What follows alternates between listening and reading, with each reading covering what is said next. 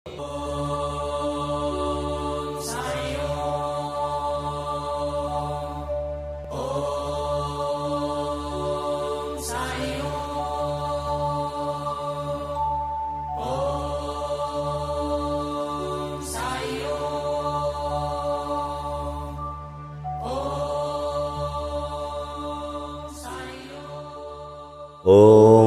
श्री साईनाथाय नमः। अध्याय 41 प्रारंभ। श्री साईं की अनुमति और आशीर्वाद लेकर अब हम अध्याय 41 का श्रवण करेंगे। चित्र की कथा, चिन्हियों की चोरी और ज्ञानेश्वरी के पठन की कथा। गत अध्याय में वर्णित घटना के 9 वर्ष पश्चात अली मोहम्मद हेमाड़पंत से मिले और वो पिछली कथा उन्होंने इस प्रकार कही।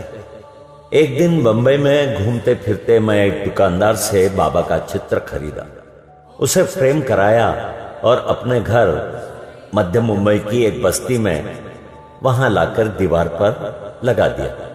मुझे बाबा से स्वाभाविक प्रेम था, इसलिए मैं प्रतिदिन उनका श्री दर्शन किया करता था।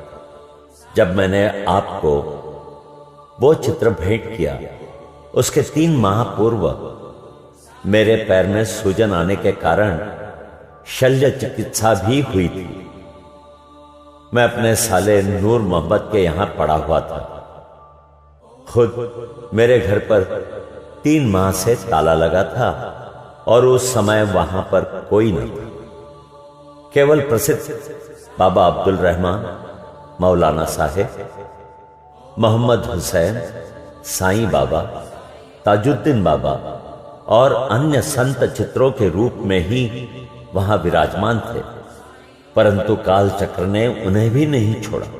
मैं बंबई में बीमार पड़ा हुआ था, तो फिर मेरे घर में उन लोगों को, मतलब फोटो को, कष्ट क्यों हो? ऐसा समझ में आता है कि वे भी आवागमन, मतलब जन्म और मृत्यु के चक्कर से मुक्त नहीं है। अन्य चित्रों की गति तो उनके भाग्यानुसार ही हुई, परंतु केवल श्री साईं बाबा का ही चित्र कैसे बच निकला, इसका रहस्योद्घाटन अभी तक कोई नहीं कर सका है। इससे श्री साईं बाबा की सर्वव्यापकता और उनकी असीम शक्ति का पता चलता है। कुछ वर्ष पूर्व मुझे मोहम्मद हुसैन थारिया टोपन नाव से संत बाबा अब्दुल रहमान का चित्र प्राप्त हुआ था, जिसे मैंने अपने साले नूर मोहम्मद पीर भाई को दे दिया, जो गत 8 वर्षों से उसकी मेज पर पड़ा हुआ था। एक दिन उसकी दृष्टि इस चित्र पर पड़ी, तब उसने उसे फोटोग्राफर के पास ले जाकर उसकी बड़ी फोटो बनवाई और उसकी कापियां अपने कई रिश्तेदारों और मित्रों में वितरित की। उनमें से एक प्रति मुझे भी मिली थी, जिसे मैंने अपने घर की दीवार पर लगा रखा था। नूर मोहम्मद संत अब्दुल रहमान के शिष्य थे। जब संत अब्दुल रहमान साहब का आम दरबार लगा हुआ था, तभी नूर मोहम्मद उन्हें उनकी वो फोटो भेंट करने के हेतु उनके समक्ष उपस्थित हुए। फोटो को देखते ही वे अति क्रोधित हो नूर मोहम्मद को मारने दौड़े तथा उन्हें बाहर निकाल दिया। तब उन्हें बड़ा दुख और निराशा हुई। फिर उन्हें विचार आया कि मैंने इतना रुपया व्यर्थ ही खर्च किया, जिसका परिणाम अपने गुरु के क्रोध और अप्रसन्नता का कारण बना। उनके गुरु मूर्ति पूजा के विरोधी थे, इसलिए वे हाथ में फोटो लेकर अपोलो बंदर पहुंचे और एक नाव किराए पर लेकर बीच समुद्र में वो फोटो विसर्जित कराए। नूर मोहम्मद ने अपने सब मित्रों और संबंधियों से प्रार्थना कर सब फोटो वापस बुला लिए और एक मछियारे के हाथ से बांद्रा के निकट समुद्र में विसर्जित करा दिया। इस समय मैं अपने साले के घर पर ही था। तब नूर मोहम्मद ने मुझसे कहा कि यदि तुम संतों के सब चित्रों को समुद्र में विसर्जित करा दोगे तो तुम शीघ्र स्वस्थ हो जाओगे। यह सुनकर मैंने मैनेजर मेहता को अपने घर भेजा और उसके द्वारा घर में लगे हुए सब चित्रों को समुद्र में फेंकवा दिया। 2 माह पश्चात जब मैं अपने घर वापस लौटा तो बाबा का चित्र पूर्ववत लगा देखकर मुझे महान आश्चर्य हुआ। मैं समझ न सका कि मेहता ने अन्य सब चित्र तो निकालकर विसर्जित कर दिए, पर केवल यही चित्र कैसे बच गया। तब मैंने तुरंत ही उसे निकाल लिया और सोचने लगा कि कहीं मेरे साले की दृष्टि इस चित्र पर पड़ गई तो वो इसकी भी तशरीह कर देगा। जब मैं ऐसा विचार कर ही रहा था कि इस चित्र को कौन अच्छी तरह संभाल कर रख सकेगा, तब स्वयं श्री साईं बाबा ने सुझाया कि मौलाना इस्मू मुजावर के पास जाकर उनसे परामर्श करो और उनकी इच्छानुसार ही कार्य करो। मैंने मौलाना साहब से भेंट की और सब बातें उन्हें बतलाई। कुछ देर विचार करने के पश्चात वे इस निर्णय पर पहुंचे कि इस चित्र को आपको ही भेंट करना उचित है, क्योंकि केवल आप ही इसे उत्तम प्रकार से संभालने के लिए सर्वथा सत्पात्र हैं। तब हम दोनों आपके घर आए और उपयुक्त समय पर ही यह चित्र आपको भेंट कर दिया। इस कथा से विदित होता है कि बाबा त्रिकाल ज्ञानी थे और कितनी कुशलता से समस्या हल कर भक्तों की इच्छाएं पूर्ण किया करते थे।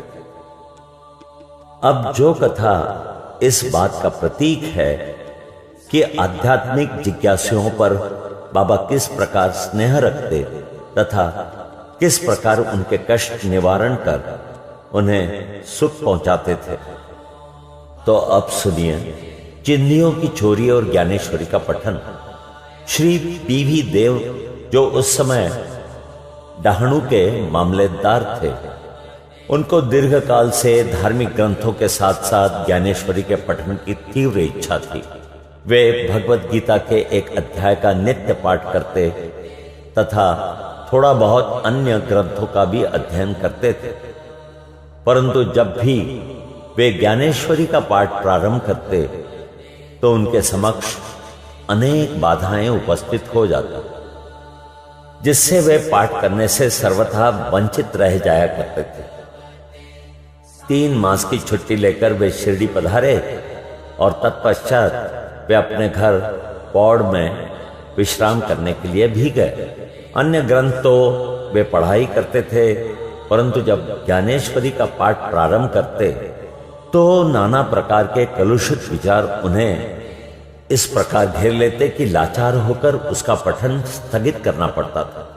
बहुत प्रयत्न करने पर भी जब उनको केवल 2-4 ओवियों का पढ़ना भी दुष्कर हो गया, तब उन्होंने ये निश्चय किया कि जब दयानिधि श्री साई ही कृपा करके इस ग्रंथ के पठन की आज्ञा दें, तभी उसका श्री गणेश करूंगा। सन 1914 के फरवरी मास में वे सहकुटुंब शिरडी पधारे। तभी श्री जोग ने उनसे पूछा कि क्या आप ज्ञानेश्वरी का नित्य पाठ करते हैं? श्री देव ने उत्तर दिया कि मेरी इच्छा तो बहुत है, परंतु मैं ऐसा करने में सफलता नहीं पा रहा हूं। अब तो जब बाबा की आज्ञा होगी तभी प्रारंभ करूंगा। श्री जोग ने सलाह दी कि ग्रंथ की एक प्रति खरीदकर बाबा को भेंट कर दो और जब वे अपने करकमलों से स्पर्श कर उसे वापस लौटा दें तब उसका पठन प्रारंभ कर देना। श्री देव ने कहा कि मैं इस प्रणाली को श्रेयस्कर नहीं समझता, क्योंकि बाबा तो अंतर्यामी हैं और मेरे हृदय की इच्छा उनसे कैसे गुप्त रह सकती है। क्या वे स्पष्ट शब्दों में आज्ञा देकर मेरी मनोकामना पूर्ण न करेंगे? श्री देव ने जाकर बाबा के दर्शन किए और 1 रुपया दक्षिणा में भेंट। तब बाबा ने उनसे 20 रुपया दक्षिणा और मांगी, जो उन्होंने सहर्ष दे दी। रात्रि के समय श्री देव ने बालक राम से भेंट की और उनसे पूछा, आपने किस प्रकार बाबा की भक्ति तथा कृपा प्राप्त की है? बालक राम ने कहा कि मैं दूसरे दिन आरती समाप्त होने के पश्चात आपको पूर्ण वृत्तांत सुनाऊंगा। दूसरे दिन जब श्री देव साहब दर्शनार्थ मस्जिद में आए तो बाबा ने फिर 20 रुपए दक्षिणा मांगी, जो उन्होंने सहर्ष भेंट कर। मस्जिद में भीड़ अधिक होने के कारण वे एक और एकांत में जाकर बैठ गए। बाबा ने उन्हें बुलाकर अपने समीप बैठा लिया। आरती समाप्त होने के पश्चात जब सब लोग अपने घर लौट गए तब श्री देव ने बालक राम से भेंट कर उनसे उनका पूर्व इतिहास जानने की जिज्ञासा प्रकट की तथा बाबा द्वारा प्राप्त उपदेश और ध्यानादि के संबंध में पूछताछ की। बालक राम इन सब बातों का उत्तर देने ही वाले थे, इतने में चंदू कोढ़ी ने आकर कहा कि श्री देव को बाबा ने याद किया। जब देव बाबा के पास पहुंचे तो उन्होंने प्रश्न किया कि वे किससे और क्या बातचीत कर रहे थे। श्री देव ने उत्तर दिया कि बालक राम से उनकी कीर्ति का गुणगान श्रवण कर रहे थे। तब बाबा ने उनसे पुनः 25 रुपया दक्षिणा मांगी, जो उन्होंने सहर्ष दे दी। फिर बाबा उन्हें भीतर ले गए और अपना आसन ग्रहण करने के पश्चात उन पर दोषारोपण करते हुए कहा कि मेरी अनुमति के बिना तुमने मेरी चिन्हियां की चोरी की है। श्रीदेव ने उत्तर दिया, भगवान, जहां तक मुझे स्मरण है मैंने ऐसा कोई कार्य नहीं किया है। परंतु बाबा कहां मानने वाले थे। उन्होंने अच्छी तरह से ढूंढने को कहा। उन्होंने खोज की परंतु कहीं कुछ भी न पाया। तब बाबा ने क्रोधित होकर कहा कि तुम्हारे अतिरिक्त यहां और कोई नहीं है, तुम चोर हो। तुम्हारे बाल तो सफेद हो गए हैं और इतने वृद्ध होकर भी तुम यहां चोरी करने को आए हो। इसके पश्चात बाबा आपे से बाहर हो गए और उनकी आंखें क्रोध से लाल हो गई। वे बुरी तरह से गालियां देने और डांटने लगे। देव शांतिपूर्वक सब कुछ सुनते रहे। वे मार पड़ने की भी आशंका कर रहे थे कि 1 घंटे के पश्चात ही बाबा ने उनसे वाड़े को लौटने को कहा। वाड़े लौटकर उन्होंने जो कुछ हुआ था उसका पूर्ण विवरण जोग और बालक राम को सुनाया। दोपहर के पश्चात बाबा ने सबके साथ देव को भी बुलाया और कहने लगे कि शायद मेरे शब्दों ने इस वृद्ध को पीड़ा पहुंचाई होगी। इन्होंने चोरी की है और इसे ये स्वीकार नहीं करते हैं। उन्होंने देव से पुनः 12 रुपए की दक्षिणा मांगी, जो उन्होंने एकत्र करके सहर्ष भेंट करते हुए उन्हें नमस्कार किया। तब बाबा देव से कहने लगे कि तुम आजकल क्या कर रहे हो? देव ने उत्तर दिया कि कुछ भी नहीं। तब बाबा ने कहा, प्रतिदिन पोथी यानी कि ज्ञानेश्वरी का पाठ किया करो। जाओ वाड़े में बैठकर क्रमशः नित्य पाठ करो और जो कुछ भी तुम पढ़ो उसका अर्थ दूसरों को प्रेम और भक्ति पूर्वक समझाओ।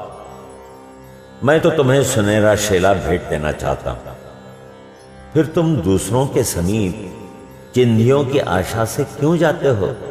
क्या तुम्हें यह शोभा देता है? पोथी पढ़ने की आज्ञा प्राप्त करके देव अति प्रसन्न हुए। उन्होंने सोचा कि मुझे इच्छित वस्तु की प्राप्ति हो गई है और अब मैं आनंद पूर्वक ज्ञानेश्वरी पढ़ सकूंगा। उन्होंने पुनः साष्टांग नमस्कार किया और कहा कि हे प्रभु, मैं आपकी शरण हूं, आपका अबोध शिशु हूं, मुझे पाठ में सहायता कीजिए। अब उन्हें चिन्हियों का अर्थ स्पष्टतया विदित हो गया था। उन्होंने बालक राम से जो कुछ पूछा था वो चिन्ही स्वरूप था। इन विषयों में बाबा को इस प्रकार का कार्य रुचिकर नहीं था, क्योंकि वे स्वयं प्रत्येक शंका का समाधान करने को सदैव तैयार रहते थे। दूसरों से निरर्थक पूछताछ करना वे अच्छा नहीं समझते थे। इसलिए उन्होंने डांटा और क्रोधित हुए देव ने इन शब्दों को बाबा का शुभ आशीर्वाद समझा तथा वे संतुष्ट होकर घर लौट गए। ये कथा यहीं समाप्त नहीं होती। अनुमति देने के पश्चात भी बाबा शांत नहीं बैठे तथा 1 वर्ष के पश्चात वे श्री देव के समीप गए और उनसे प्रगति के विषय में पूछताछ की। 2 अप्रैल सन 1914 गुरुवार को सुबह बाबा ने स्वप्न में देव को पूछा, क्या तुम्हें पोथी समझ में आई? जब देव ने स्वीकारात्मक उत्तर न दिया तो बाबा बोले कि अब तुम कब समझोगे? देव की आंखों से टप टप करके अश्रुपात होने लगा और वे रोते हुए बोले कि मैं निश्चय पूर्वक कह रहा हूं कि हे भगवान, जब तक आपकी कृपा रूपी मेघ वृष्टि नहीं होती तब तक उसका अर्थ समझना मेरे लिए संभव नहीं है, और यह पठन तो भारत स्वरूप ही है। तब वे बोले कि मेरे सामने मुझे पढ़कर सुना। तुम पढ़ने में अधिक शीघ्रता किया करते हो। फिर पूछने पर उन्होंने अध्यात्म विषय पर अंश पढ़ने को कहा। देव पोथी लाने गए और जब उन्होंने नेत्र खोले तो उनकी निद्रा भंग हो गई। अब श्रोतागण स्वयं ही इस बात का अनुमान कर लें कि देव को इस स्वप्न के पश्चात कितना आनंद प्राप्त हुआ होगा। श्री देव अभी जीवित हैं और मुझे गत 4-5 वर्षों के पूर्व उनसे भेंट करने का सौभाग्य प्राप्त हुआ था। जहां तक मुझे पता चला है कि वो यही है कि वे अभी भी ज्ञानेश्वरी का पाठ किया करते हैं।